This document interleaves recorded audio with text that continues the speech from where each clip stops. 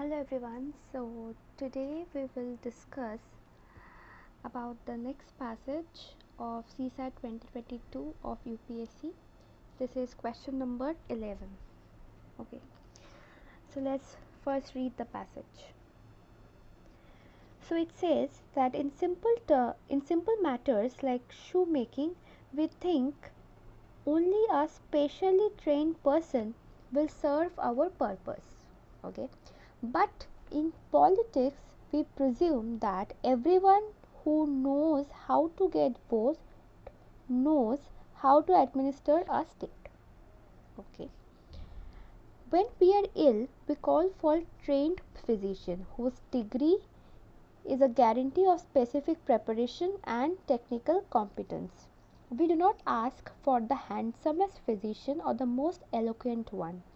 Well, then, when the whole state is ill, shouldn't we look for the service and guidance of the wisest and the best? Okay, so the passage is saying that in case of shoemaking, we always look for a specially trained person, but when it comes to politics, we presume that everyone who gets the vote, like whoever wins by getting the maximum vote, we think that that person knows how to administer.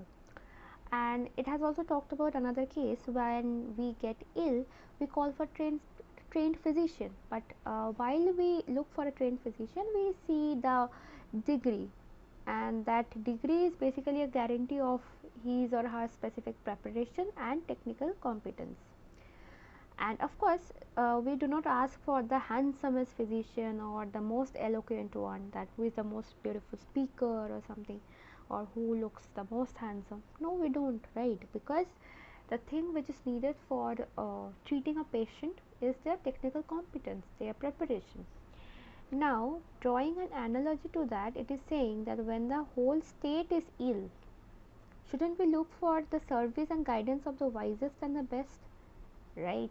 Who has the technical competence, not just somebody who knows how to get the vote. Okay, so this is a very small passage. Now let's see the question.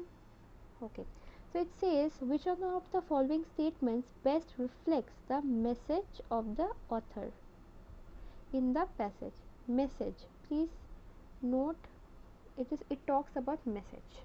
Okay. Okay, the first option says we assume that in a democracy any politician is qualified to administer a state. This is true according to the passage, but we have to check whether it is the message that the author wants to convey or not. Okay, we are not eliminating it right now. Okay, next, the politicians should be selected from those trained in administration. Okay, it is very specifically talking about administration. We'll keep it in hold. Next, it says we need to devise a method of barring incompetence from public office. We need competence, we need technical competence, the wisest and the best.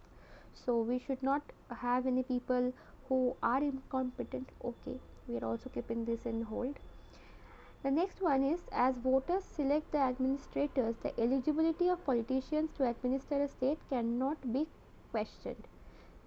This is exactly opposite to the message what author in the passage conveys. He says that this is not the criteria that the person who gets the vote is the best person to administer, and we cannot question. So this is outrightly wrong. Now the next thing we have to see between these three options. The first one is not, definitely not the message. This is a true statement, but this is not the message. This is just a fact. So this is wrong. Now, in between these two, so in this case, it says that politicians should be selected from those trained in administration. Those trained in administration. Uh, See, politicians work in different departments, so just administration is, it is a getting a very narrow dimension. But whether in case of option C, we see that it talks about we need to devise a method of barring incompetence. That means we need competence of those persons were in the public office. So this is a broad thing. So remember one thing, that UPSC always tend to make that option correct which has a broader essence. So we will choose this one. So option C is the correct one, and this is also according to the answer key. Okay, so that's it for the video, and I hope you have learned that when we have confusion between two competing statements, we need to choose the one having a broader implication and not the one with a very narrow connotation. Okay, that's it. Thank you. Stay tuned for the next video.